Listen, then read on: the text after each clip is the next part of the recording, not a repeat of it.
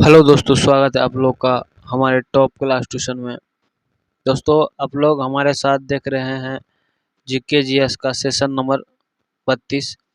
अगर आप लोगों ने इससे पहले 31 सेशन को नहीं देखा है तो वो जा करके देख लीजिए। बहुत ही टॉप लेवल का क्वेश्चन हम लाते हैं, जो क्वेश्चन प्रत्येक कंपटीशन एग्जाम में पूछा जाता है। ठीक है। और हमारा दोस्तों पैटर्न ये रहता है क्वेश्चन सेट करने का कि आपको एनसीईआरटी का क्वेश्चन रहता है, लूसेंट का रहता है और रिपीटेड जो पीवाईक्यू रहता है, विभिन्न परीक्षाओं में पूछा गया क्वेश्चन वो रहता है। तो हम इस तीनों टाइप का क्वेश्चन को मिक्स करके आप लोगों के लिए लेकर आते हैं और प्रत्येक क्वेश्चन का हम डिस्कशन भी कराते हैं ताकि आप लोगों को अच्छे से समझ में आए। ठीक है। तो आई होप कि आप लोगों को ये बात समझ में आ रही होगी। आप लोग देख रहे हैं प्रदीप सर के साथ टॉप क्लास ट्यूशन। ठीक है। अगर आप लोगों को इस सेशन की फ्री में पीडीएफ चाहिए तो हमारे साथ जो जो दोस्त लास्ट तक जुड़े रहेंगे उनको हम सबको फ्री में पीडीएफ देंगे। ठीक है। अगर आप लोग जैसे बिहार पुलिस का हो गया, NTPC, Bihar SSC, SSC, BPSC, group D जैसी किसी भी परीक्षा की अगर आप लोग तैयारी कर रहे हैं तो आप लोग सही प्लेटफॉर्म पर आ चुके हैं। ठीक है। और आप लोग हमारे साथ लास्ट तक बने रहिए। आप लोगों को हम अच्छे से अच्छे लेवल का जो क्वेश्चन आपके एग्जाम में संभावित क्वेश्चन है पूछा जाने का, वही क्वेश्चन हम लाते हैं और उसी क्वेश्चन का हम आप लोग को तैयारी करवाते हैं। तो देखिए क्वेश्चन नंबर 1 में क्या पूछा गया है। ताजमहल का निर्माण डैश द्वारा हुआ। डैश हुआ था मतलब कि कौन से सदी में हुआ था। 14वीं शताब्दी में, 15वीं शताब्दी में, 16वीं शताब्दी में, 17वीं शताब्दी में। तो हम आपको बता दें दोस्तों कि इसका आंसर 17वीं शताब्दी हो जाएगा। ठीक है। 17वीं शताब्दी का मतलब 1600 ईस्वी से लेकर के और 1799 ईस्वी के बीच में। 1600 से लेकर के 1600 1600 से लेकर के 1699 ईस्वी के बीच में। 1600 से लेकर के 1699 ईस्वी के बीच में आपको ये ताजमहल का निर्माण हुआ था। और किस ईस्वी में हुआ था वो एग्जैक्ट ईस्वी आप लोग को हम बता दें। देखिए एग्जैक्ट ईस्वी क्या था। वो ताजमहल का निर्माण किसने करवाया था। शाहजहां ने करवाया था। 1632 से 1648 ईस्वी में ये करवाया गया था। पूरे आपको कितना साल हो गया यहाँ से 1632 से 1648 कितना साल हो गया 16 साल। 16 साल पूरे लग गया था ताजमहल को बनाने में। हालांकि इसका कुछ और शेष काम जो रह गया था वो बाद में पूरा हुआ था, लेकिन जो मेन काम था वो 16 साल लग गया था उसको होने में। ठीक है। देखिए दूसरा नंबर का क्वेश्चन पूछा गया है। निम्नलिखित में से कौन सा विषय भारत के संविधान की समवर्ती सूची में उल्लिखित नहीं है। नेगेटिव क्वेश्चन पूछा है, समवर्ती सूची में उल्लिखित नहीं है। विवाह संबंधी कानून, बैंकिंग, दिवालियापन और दिवाला आपराधिक प्रक्रिया। तो इसका राइट जवाब हो जाएगा बैंकिंग। ये आपको समवर्ती सूची में उल्लिखित नहीं है। ठीक है। क्या है बैंकिंग समवर्ती सूची में उल्लिखित नहीं है। बाद बाकी ऑप्शन का जो तीनों था वो समवर्ती सूची में आपको दर्शाया गया। शिक्षा को, विवाह को, ठीक है, आपराधिक प्रक्रिया को, ये तीनों को समवर्ती सूची में डाला गया है। लेकिन आपको ये जो है ये बैंकिंग सेक्टर को समवर्ती सूची में नहीं डाला गया। 3 नंबर का क्वेश्चन में पूछा गया। देखिए संविधान प्रथम संशोधन अधिनियम 1951 द्वारा किस अनुसूची को जोड़ा गया था। 9वीं, 8वीं, 10वीं, 7वीं। दोस्तों अगर आप लोगों को हमारा ये सेशन थोड़ा सा भी हेल्पफुल लग रहा होगा तो प्लीज़ हमारे चैनल को एक आप लोगों से लाइक की उम्मीद रहती है और एक सब्सक्राइब की उम्मीद रहती है। बस आप लोगों से यही विनती रहती है कि आप लोग सिर्फ अगर आप लोग मेरे चैनल पर नए हैं तो एक बार लाइक और एक सब्सक्राइब करके आप लोग पूरे सेशन पर अच्छे लेवल का क्वेश्चन आप लोग हमारे साथ देख सकते हैं। ठीक है। और हम पीडीएफ भी उन्हीं दोस्तों को शेयर करते हैं जो हमारे चैनल को सब्सक्राइब करके रखते हैं। ठीक है। देखिए तो इसका राइट जवाब हो जाएगा 9वीं कक्षा। सॉरी 9वीं अनुसूची, क्या हो जाएगा 9वीं अनुसूची। ठीक, देखिए क्या कहा गया है कि 9वीं अनुसूची भूमि सुधार व कृषि कानूनों को न्यायिक समीक्षा से बचाने के लिए जोड़ी गई थी। किसको? न्यायिक समीक्षा से बचाने के लिए। किसको किसको? भूमि सुधार और कृषि कानून, इन दोनों को सही करने के लिए 9वीं अनुसूची को जोड़ा गया था। ठीक है, देखिए 4 नंबर में भारत के राष्ट्रपति के महाभियोग की प्रक्रिया किस अनुच्छेद में? 61, 62, 63, 60। तो महाभियोग की जो प्रक्रिया है भारत का राष्ट्रपति का, आप लोग कमेंट बॉक्स में भी बताते चलिए, तब आप लोगों को इसकी पता चल पाएगा कि 25 क्वेश्चन जो हमने करवाया है, 25 क्वेश्चन में आप लोगों का सही कितना हुआ। ठीक है, देखिए राष्ट्रपति को संविधान उल्लंघन के आरोप पर, किस पर? संविधान उल्लंघन के आरोप पर हटाने की प्रक्रिया अनुच्छेद 21 में, कौन सा अनुच्छेद में है? 21 का अनुच्छेद में दी गई है। इसके लिए दोनों सदनों में 2/3 बहुमत होना चाहिए, मतलब लोकसभा में भी और राज्यसभा में भी, दोनों में 2/3 बहुमत हुआ, तभी आपको या राष्ट्रपति को अपना त्याग पत्र, महाभियोग जो लगेगा राष्ट्रपति पर, वो स्वीकृत होगी। ठीक है, 2/3 अर्थात कहने का मतलब ये कि जैसे मान के चलिए आपको 40 मेंबर है लोकसभा में। ठीक है, तो 40 मेंबर का 2/3 भाग कर दीजिए, 40 मेंबर का 2/3 भाग, तो 40 दूना 80, 80/3, तो 20 60, 80/3 को आप काट दीजिए। देखिए 1 मिनट बता देते हैं आप लोग को, अच्छे समझा देते हैं। कैसे हो गया 80/, ये देखिए यहाँ पर अगर मान के चलिए सपोज दैट 40 मेंबर है लोकसभा में, अगर लोकसभा में अगर 40 सांसद है, कितना है 40, तो इसका कैसे निकालेंगे? 40 का 2/3 कर देते हैं, तो इसको गुना करके 40 दूना 80/3 हो गया, तो 80/3 कितना हो जाएगा? इसको अगर काट देते हैं तो 3 दूना 6, 2 20, 3 छाके 18, मतलब 26 प्लस अगर इसमें बहुमत रहेगा, मतलब 27 आदमी अगर हाँ कह देगा, तो तभी जा कर के लोकसभा से ये पास हो जाएगा। फिर उसी तरह से राज्यसभा में आएगा, राज्यसभा में भी यही प्रक्रिया लागू होगी। अगर इसमें भी पास हो गया, तब जा कर के महाभियोग के द्वारा राष्ट्रपति को हटाया जा सकता है। ठीक है, आई होप कि आप लोग को ये अच्छे से समझ में आया होगा। ठीक है, देखिए क्या कह रहा है 5 नंबर में, 5 नंबर का क्वेश्चन में कह रहा है कि संसद के प्रत्येक सत्र को बुलाने का अधिकार किसके पास है? राष्ट्रपति, उपराष्ट्रपति, लोकसभा अध्यक्ष, केंद्रीय मंत्रिपरिषद। तो ये अधिकार राष्ट्रपति के पास है। किसके पास है?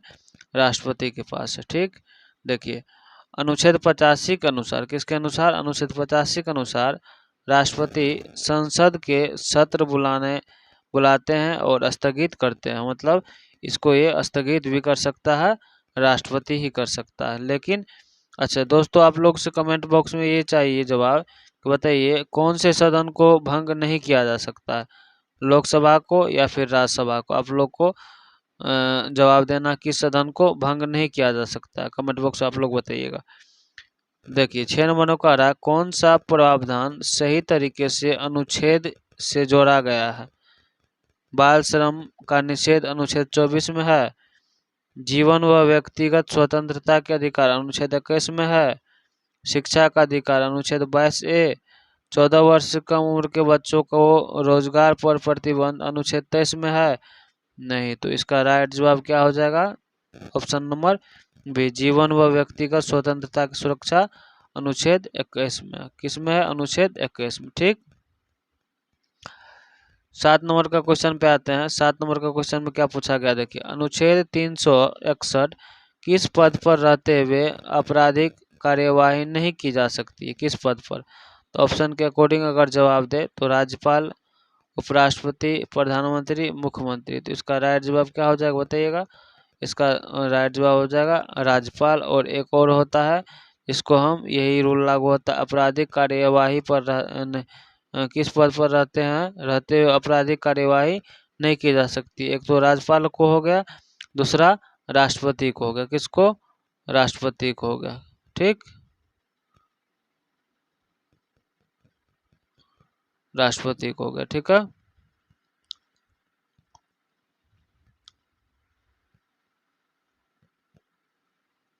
अनुच्छेद 361 के तहत। ठीक, प्रधानमंत्री व अन्य मंत्रियों की नियुक्ति किस अनुच्छेद के तहत राष्ट्रपति करते हैं? प्रधानमंत्री व अन्य मंत्री का जो नियुक्ति करता है वो किस अनुच्छेद के तहत राष्ट्रपति करता है नियुक्ति? बताइएगा,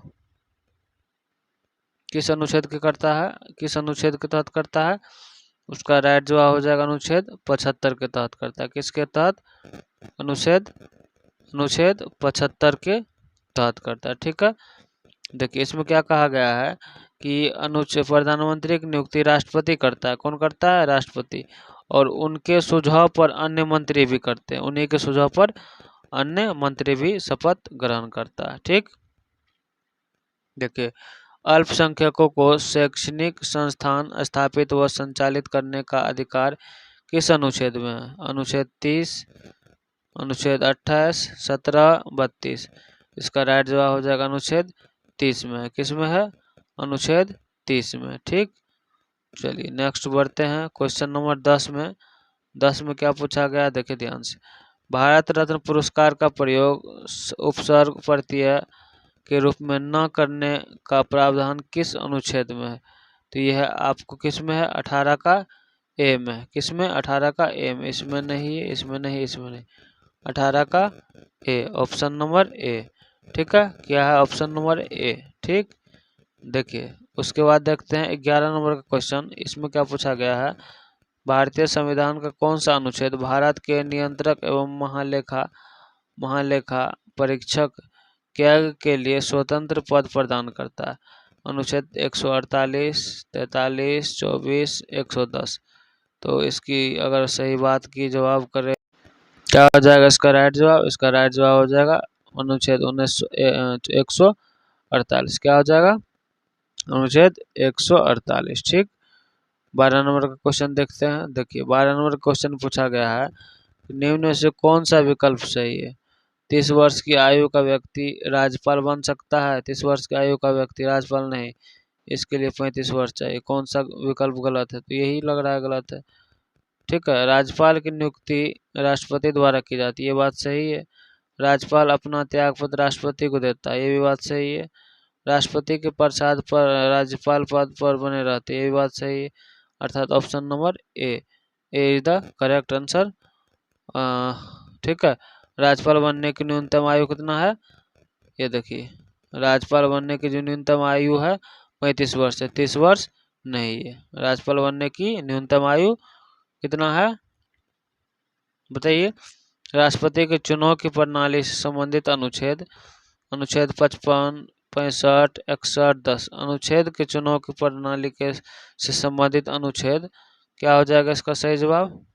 आपको बता दे इसका राइट जवाब क्या हो जाएगा? अनुच्छेद 55। क्या हो जाएगा? अनुच्छेद 55। अनुच्छेद 55 राष्ट्रपति के चुनाव की प्रक्रिया मतों का मूल्य अनुपातिक प्रतिनिधित्व करता है। ठीक, 14 नंबर में आते हैं। देखिए क्या पूछा गया 14 में। अनुच्छेद 24 के अंतर्गत किस आयु तक के बच्चों को काम पर नहीं लगाया जा सकता? इसका राइट जवाब 14 वर्ष हो जाएगा। क्या हो जाएगा? 14 वर्ष हो जाएगा। ठीक है, देखिए 15 नंबर का क्वेश्चन में पूछा गया है, देखिए ध्यान से मिलान कीजिए। अनुच्छेद 19 संघ बनाने का अधिकार, अनुच्छेद 19 बोलने और अभिव्यक्ति की स्वतंत्रता, अनुच्छेद 19 कोई भी पेशा करने का अधिकार, अनुच्छेद 19 शांतिपूर्ण व बिना हथियारों के एकत्र होने का अधिकार। तो इसका राइट जवाब क्या हो जाएगा बताइएगा आप लोग? 15 नंबर का क्वेश्चन का राइट जवाब क्या हो जाएगा? 15 नंबर के क्वेश्चन का राइट जवाब क्या हो जाएगा बताइएगा आप लोग? इसका राइट जवाब हो जाएगा अनुच्छेद 19 बोलने और अभिव्यक्ति की स्वतंत्रता। ठीक है, 19। ठीक, 16 नंबर में देखिए क्या पूछा गया है कि प्रथम लोकसभा के अध्यक्ष कौन थे? एम अनंत सायनम अयंकर, हरिराम, ए के गोपालन, एन कौशिक। तो इसका राइट जवाब हो जाएगा एम अमृत सायनम अयंकर। ठीक, एम अमृत शंकर एन अंकर। प्रथम लोकसभा उपाध्यक्ष, बाद में लोकसभा अध्यक्ष बना था ये। ठीक है, देखिए नागरिकता से संबंधित भाग है, भाग 2, भाग 8, भाग 6, भाग 12। तो इसका राइट जवाब क्या हो जाएगा? इसका राइट जवाब हो जाएगा भाग 2। क्या हो जाएगा? भाग 2। अनुच्छेद 5 से 11 में न्यायिकता का क्या प्रावधान है? किसका प्रावधान है? न्यायिकता का प्रावधान है। ठीक। राष्ट्रगान का हिंदी संस्करण कब अपनाया गया? 26 जनवरी 1950, 2 अक्टूबर 1948। ठीक है, तो इसका राइट जवाब क्या हो जाएगा बताइएगा, आप लोग ही बताइए। 18 का 24 जनवरी 1950 ईस्वी को कब किया गया था? चौथा ये नियुक्त किया गया था, यहाँ देखिए ये नियुक्त किया गया था बी.एन. राव को। किसको? बी.एन. राव को। किसको? बी.एन. राव को। यह है बी.एन. राव। ठीक, चलिए देखते हैं नेक्स्ट क्वेश्चन। क्वेश्चन नंबर 20 में क्या कह रहा है? निम्नलिखित कर्तव्यों का उल्लेख किस अनुच्छेद में है? अनुच्छेद 51A मौलिक कर्तव्य 5, 21A और 3, 31, 10। तो डैश कर्तव्यों का उल्लेख किस अनुच्छेद में है? किस अनुच्छेद में है डैश कर्तव्य का? बताइएगा। इसका राइट जवाब क्या हो जाएगा? अनुच्छेद 51A। क्या हो जाएगा? अनुच्छेद 51A। ठीक, अनुच्छेद 51A। ठीक, देखिए इसमें क्या पूछा गया है? इनमें कौन सा संवैधानिक निकाय नहीं है? नीति आयोग, राष्ट्रीय अनुबंध, अनुसूचित जनजाति आयोग, वित्त मंत्रालय, चुनाव आयोग। तो इनमें से कौन सा संवैधानिक निकाय नहीं है? तो क्या हो जाएगा संवैधानिक निकाय? बोलिए। ये हो जाएगा वित्त आयोग हो जाएगा। क्या हो जाएगा? वित्त आयोग हो जाएगा। ठीक, 22 नंबर का क्वेश्चन पढ़ते हैं। देखिए 22 नंबर क्वेश्चन में क्या पूछा गया है? किस देश ने सर्वप्रथम लिखित संविधान को अपनाया? USA, UK, Australia, France. सबसे पहले यूएसए ने अपनाया था। किसने? ऑस्ट्रेलिया ने नहीं, यूके ने। यहाँ ऑस्ट्रेलिया गलत लिखा हुआ है, ऑस्ट्रेलिया काट दीजिएगा, ऑस्ट्रेलिया गलत है। 1901 में यूएसए ने अपनाया था। ठीक है, चलिए देखिए भारतीय संविधान में रेल का विषय किस सूची में आता है? रेल का विषय किस सूची में आता है? क्या हो जाएगा इसका? रेल का विचार किस सूची में आता है? तो ये आपको आता है किस सूची में? संघ सूची में। किसमें? संघ सूची में। रेल, डाक, रक्षा, बैंकिंग आदि संघ सूची के विषय है। ठीक, देखिए केरल और लक्षद्वीप का उच्च न्यायालय कहाँ स्थित है? एर्नाकुलम, कोच्चि, त्रिशूल, कन्नूर। तो इसका राइट जवाब बताइएगा आप लोग। क्या हो जाएगा? एर्नाकुलम। क्या हो जाएगा?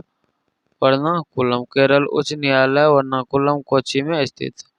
ठीक, 25 नंबर में आते हैं। देखिए 25 नंबर में क्या पूछा गया है? निम्नलिखित राष्ट्रीय जनगणना जनसंख्या नियंत्रण आयोग का अध्यक्ष कौन है? केंद्रीय स्वास्थ्य एवं परिवार कल्याण मंत्री, राष्ट्रपति, प्रधानमंत्री, संबंधित विभाग के सचिव। तो इसका राइट जवाब क्या हो जाएगा बताइएगा आप लोग।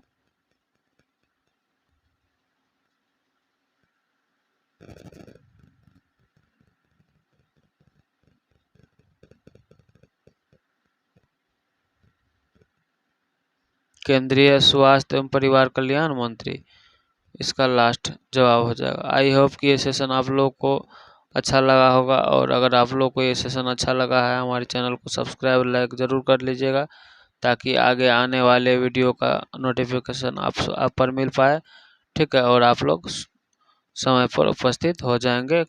ठीक है, तो आप लोग से बस अंतिम में लास्ट में जाते जाते एक लाइक और एक सब्सक्राइब आप लोग ज़रूर कर दीजिएगा, अगर जो लोग दोस्त नए हैं।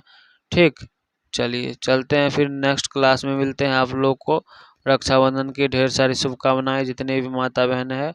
ठीक है, थैंक यू।